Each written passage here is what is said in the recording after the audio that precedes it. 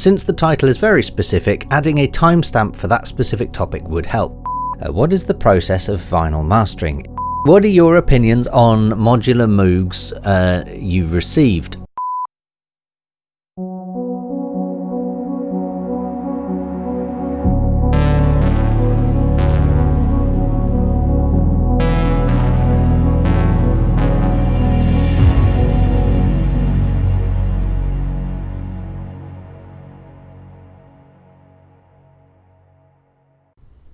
Hey guys, welcome to the Kane audio vlog. It is Friday, it's time for another Ask Me Anything. Usual rules apply, comment anything you want below this video and I'll get back to you in next week's video. Before I look at last week's video, I need to cover house admin. First of all, Memories, another single from my album, is or should be available from today. In fact, it is, because I got a reminder in my email from Apple saying that it's out today. So anybody who has pre-ordered it on iTunes will get that today. You should, and this is where I get a bit hesitant, you should already have Open Windows available.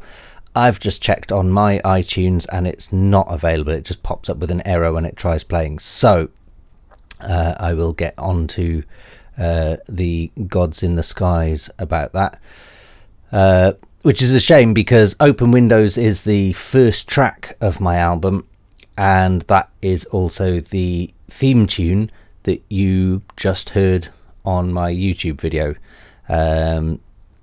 And yeah, I finally finished that and that was the first track of my album. So I kind of wanted that one to be a bit of a special one where everyone who watches these videos could go, ah. But never mind, things go wrong and with me they always do. So yeah, Memories should be available now. I don't know how that works with the Apple Music subscription stuff. I know with Spotify you can't do instantly available tracks from pre-saved albums. It gets incredibly complicated, so I don't know if it's just iTunes. Let me know if you found it on anything else. I haven't looked yet. It's still just Friday morning, so I haven't had a chance to do that yet. Spotify playlist has not been updated this week, but will be updated within the next week, so keep your eyes peeled on that. I think that is it. Oh, I filmed part 3 of building this studio, covering the acoustics as per usual. With all of my videos I just waffle for a long time, so I don't know if any of it's any use, but hopefully there's a few tips and tricks in there. Yeah, I'm happy to go into more depth in any of those things, especially in these AMAs, because that's kind of where they fit. Yeah, I think that is it for house admin this week. Yeah, let's have a look at last week's video. FYI, I am filming this on a Friday morning for once, just because my missus has got the week off, so I don't need to be doing this on a Thursday evening, so I've actually got coffee instead of beer for once. I say for once, I think I had beer twice, but there we go. Anyway, looking at the top, fish milkshake. Just a suggestion, since the title is very specific, adding a timestamp for that specific topic would help. I agree and disagree. You're right, it would help, but a couple of caveats to that. First of all, it's way too much work for me. Second of all, and maybe this is the real reason, second of all, I think with these videos I kind of you know, I want people to watch the whole video, so putting timestamps in means that people are then just going to click on the timestamp, listen to 30 seconds and go meh, and then close it down, and that's not what anyone wants, certainly not me or YouTube. So that's probably the main reason why I won't be doing that. And then third of all, and this is possibly the best bit about this, is that if you notice, most of the time, not 100% of the time, but I would say 98% of the time, the very beginning of these videos start with some clips where I mostly, aside from the odd abstract, out of context sentence, I am mostly editing the questions in order of how the questions are asked. So you'll notice for last week's video with the Spotify thing, you'll notice that was one of the last questions in the edited beep series at the very beginning of the video. It also becomes one of the last questions in the main video itself. Hopefully that makes sense. I try and edit them all in sequence, but sometimes there might be a really long rambling question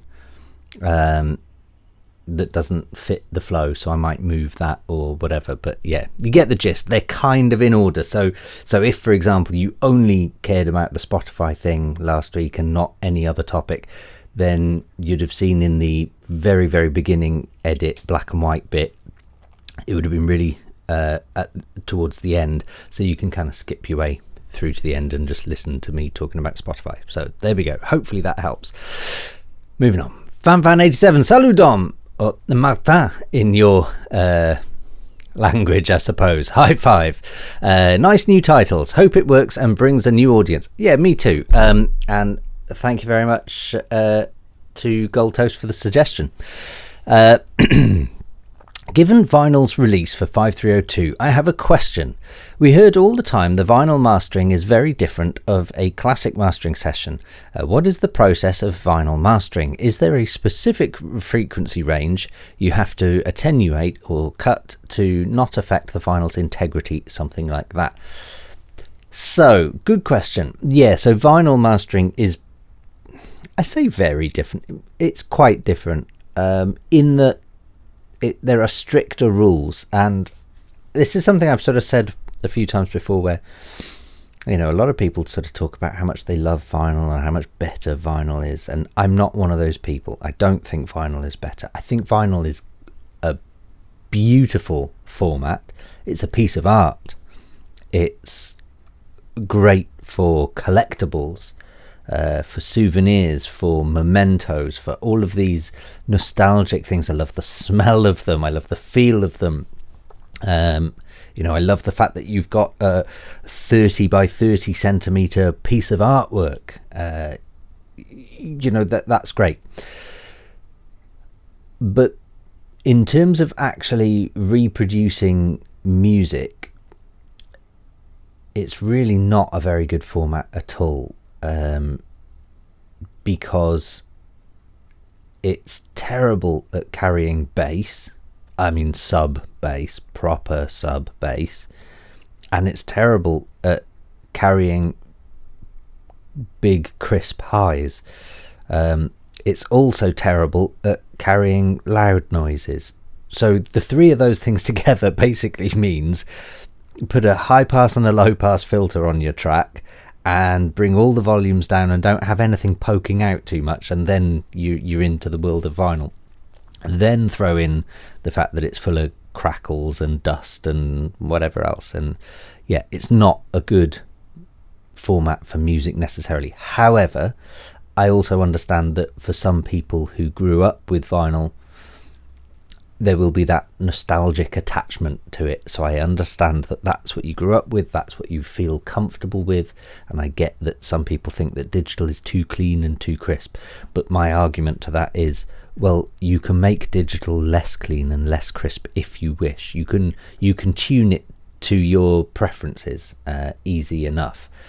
You don't have to go all the way into vinyl. But because of all of that, the mastering process is somewhat different. I'll give you an example. I wrote a track nearly 20 years ago that did quite well and was pitched to do well. So the label that signed it were really excited about it, and they decided, right, we're going to put this on vinyl, we're going to put it on CD, we're going to put it on, I think maybe digital download was, yeah, digital was available at the time. It just wasn't a big deal at the time, but whatever, it doesn't matter what the story was for that.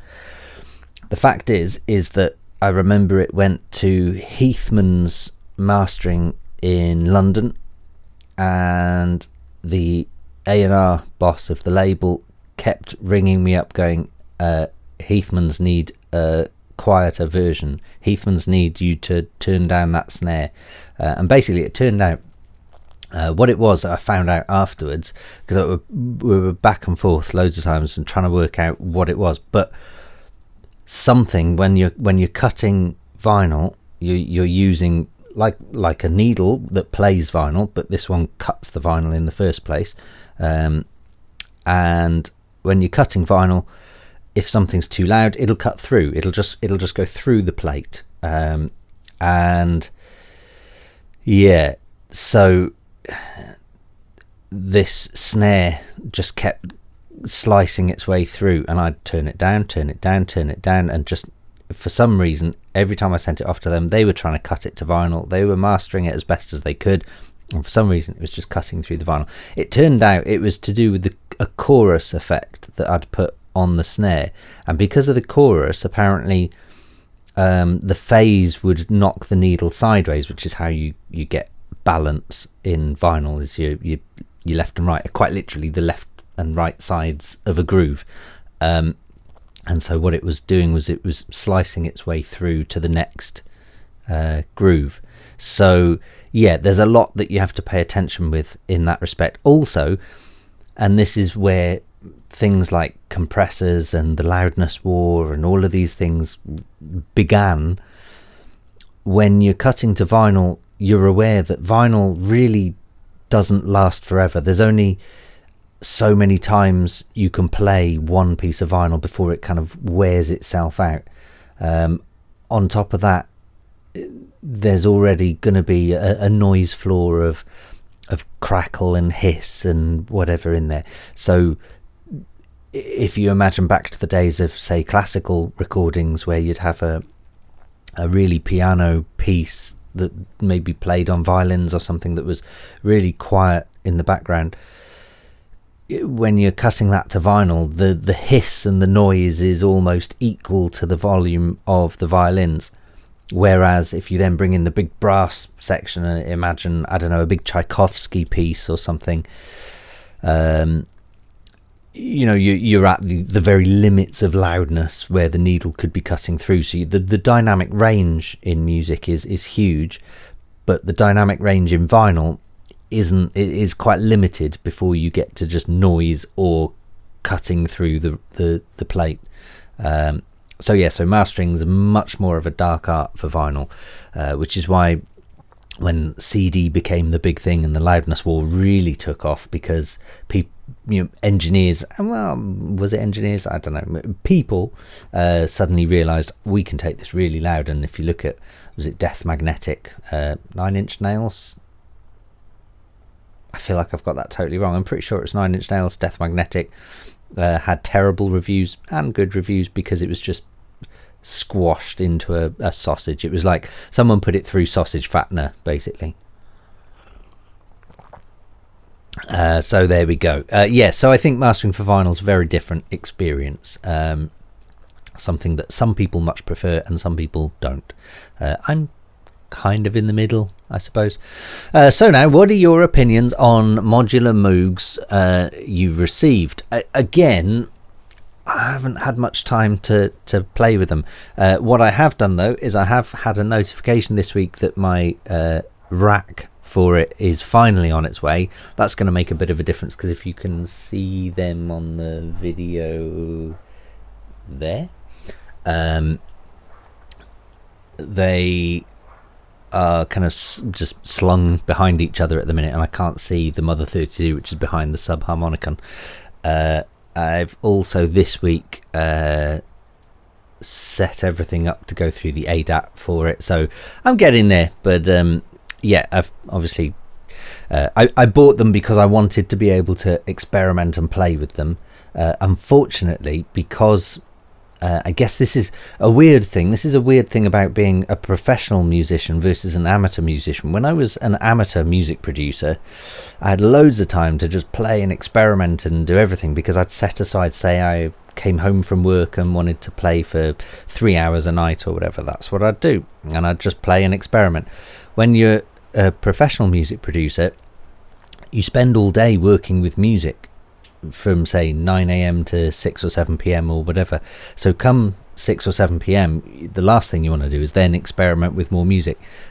So yeah, it's a bit ironic, really. Have a nice beer. Which one is it this time? It's not this time. I'm actually filming this on a Friday morning. So yeah, I'll be back to Thursday evenings again next week. So let's make it beer club next week. But I'm enjoying a lovely coffee, a caramel coffee actually. Gold Toast. Hi Dom. Glad to see that you took my suggestion into reality and changed the title. I never meant that you should go full crying emoji clickbait title with a red arrow and a surprised face, which I think you understood. Thanks for answering my question as well. Have a nice weekend. You too. Yeah, I did understand. And I've then replied for any of you following that thing that actually last week's thumbnail, I am doing the shocked face thing behind the text. Because why not? Nice little nugget. And finally, Yanis Lukmels. Mata. High five. That is it for this week, my friends. I don't know if you can hear. I would imagine those of you on headphones can probably hear. But it is torrential rain out there right now. And it sounds beautiful.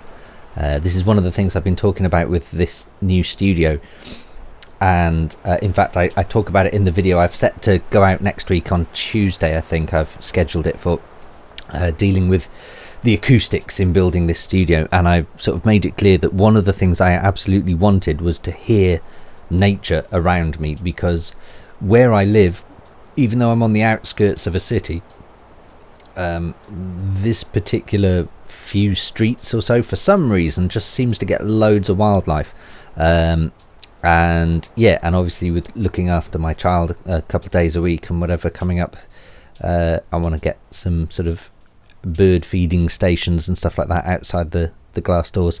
So yeah, so a byproduct of all of that is that I get to hear all the rain pouring down, and it's lovely, especially with the big double French doors and everything. It's a beautiful place to be writing music and just playing piano.